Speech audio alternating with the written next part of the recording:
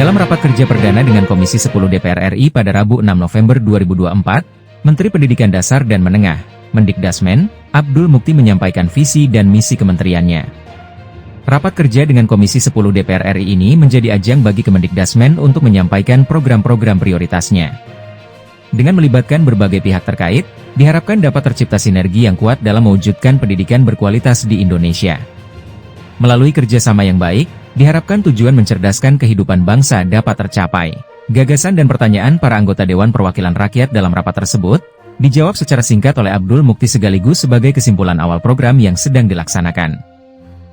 Saya ingin menyampaikan 3 hal saja secara singkat, mengulas beberapa tadi yang disampaikan oleh Bapak Ibu anggota Dewan yang terhormat. Yang pertama, bahwa sekarang ini kami belum mengambil kebijakan terkait dengan ujian nasional, PPDB, Merdeka Belajar, dan lain-lain yang beredar di media sosial itu. Karena itu bukan pernyataan kami, itu aspirasi masyarakat. Tapi yang sudah kami anggarkan, sudah ada hisabnya, tinggal nunggu sidang isbatnya. Itu soal kesejahteraan guru. Tapi jumlahnya nanti ditunggu saja karena sidang isbatnya belum dilaksanakan. Insya Allah kalau didukung oleh Bapak-Bapak Ibu-Ibu anggota Dewan yang terhormat, yang tadi disebutkan angkanya itu dan juga kesejahteraan untuk guru ASN dan non-ASN dalam anggaran kami tahun 2025 insya Allah sudah ada di dalamnya dan mudah-mudahan bisa kami sampaikan dalam waktu yang sesingkat-singkatnya. Yang kedua, terkait dengan masukan-masukan yang tadi sudah disampaikan, kami menyampaikan terima kasih. Kita terus pertahankan, tapi yang belum tentu harus kita sempurnakan. Kalau sama semua, untuk apa menterinya baru kan? Kemudian yang ketiga, beberapa kendala menyangkut kebijakan memang menuntut perubahan regulasi. Misalnya soal guru P3K, memang itu ada beberapa regulasi yang harus kita sinkronkan. Tadi terima kasih Pak terkait dengan Undang-Undang ASN, kemudian Undang-Undang Otonomi Daerah, dan beberapa undang-undang lain yang membuat kita ini kesulitan untuk menempatkan guru di tempat-tempat yang memang sangat diperlukan. Izin kalau saya boleh menyampaikan, rasio guru murid kita sebenarnya sekarang sudah ideal. Sudah ideal. Problem kita adalah distribusi guru, dan itu menjadi salah satu kesulitan tersendiri karena memang kami masih ada perdebatan mengenai rujukan undang-undangnya antara mengikuti undang-undang ASN atau undang-undang guru dosen atau undang-undang sistem pendidikan nasional. Kami akan mengundang pada tanggal 11 nanti, insya Allah hari Senin, itu mengundang para kepala dinas seluruh Indonesia untuk memberi masukan kepada kami terkait dengan P3K, terkait dengan zonasi, dan kami juga mengundang anggota Dewan yang terhormat, Komisi 10, mudah-mudahan juga ada yang nanti ikut hadir di acara kami. Cuma mohon maaf, acaranya di Jakarta, jadi berlaku untuk dapil yang dari Jakarta. Untuk kunjungan ke daerah, Ibu Anita, insya Allah kami akan sering-sering bersama-sama dengan DPR. Insya Allah kalau sering bersama DPR minimal soal jaminan anggaran akan lebih aman. Kami sudah bersama dengan Ibu Hetifah waktu meluncurkan Bulan Guru Nasional, dan mudah-mudahan insya Allah Bu, Ibu dari NTT, kami sekarang sudah memantau pendidikan yang ada di daerah yang sekarang terdampak oleh gunung letusan gunung Lewatobi. Insya Allah nanti kami akan ke sana Bu, melihat langsung sekolah-sekolah yang terdampak oleh musibah gunung Lewatobi laki-laki ini. Mungkin ada perempuannya ya, saya nggak tahu.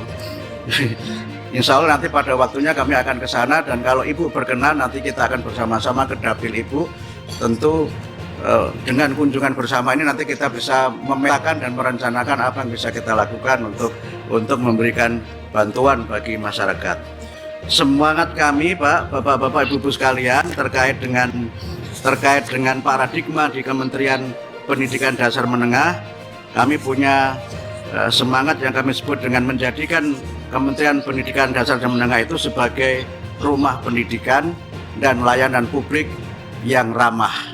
Kalau boleh tadi juga ada singkatan, ramah itu adalah akronim dari responsif, kemudian akuntabel, melayani, adaptif, dan harmonis.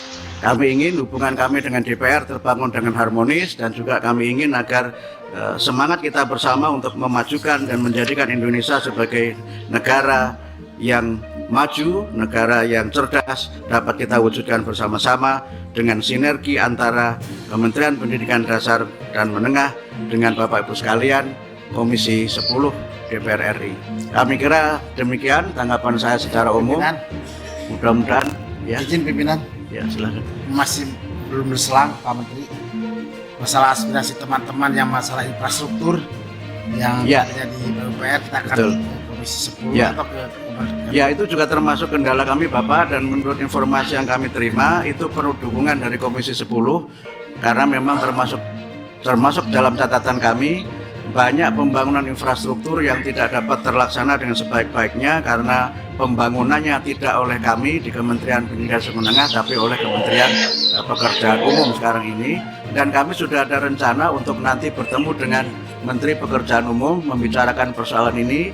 Dan mohon maaf, ini juga sudah kami sampaikan kepada Bapak Wakil Presiden mengenai kendala ini, sehingga kami mengusulkan kalau tidak bisa seluruhnya, opsinya bisa opsi yang moderat. Kita ingin solusi yang moderat.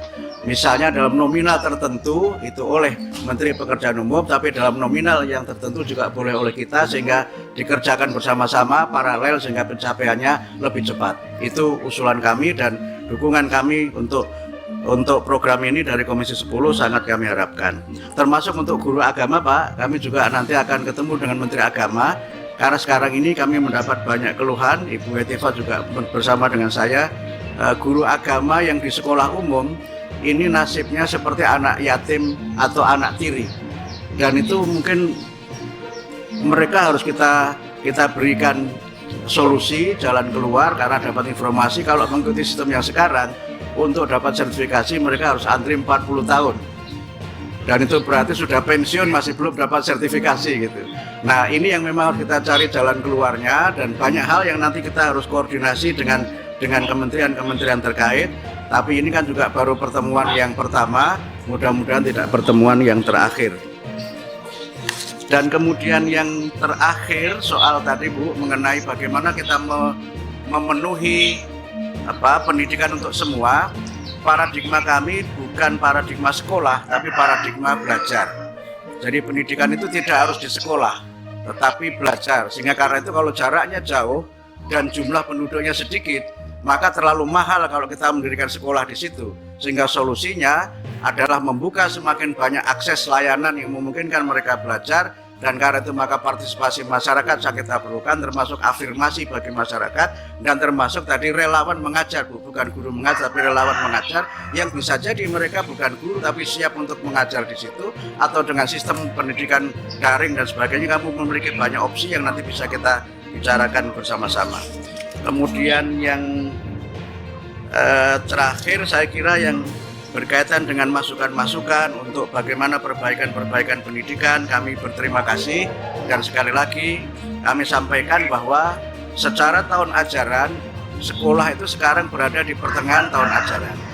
Tidak mungkin kita melakukan perubahan kurikulum di tengah tahun ajaran, atau perubahan atau penyempurnaan di tengah ajaran juga tidak mungkin. Sehingga karena itu kami masih punya waktu beberapa bulan ini untuk nanti melakukan pengkajian-pengkajian, menyerap aspirasi, sehingga pada tahun ajaran baru mudah-mudahan nanti bisa ada kebijakan yang bisa kita ambil yang terbaik untuk memajukan pendidikan nasional kita.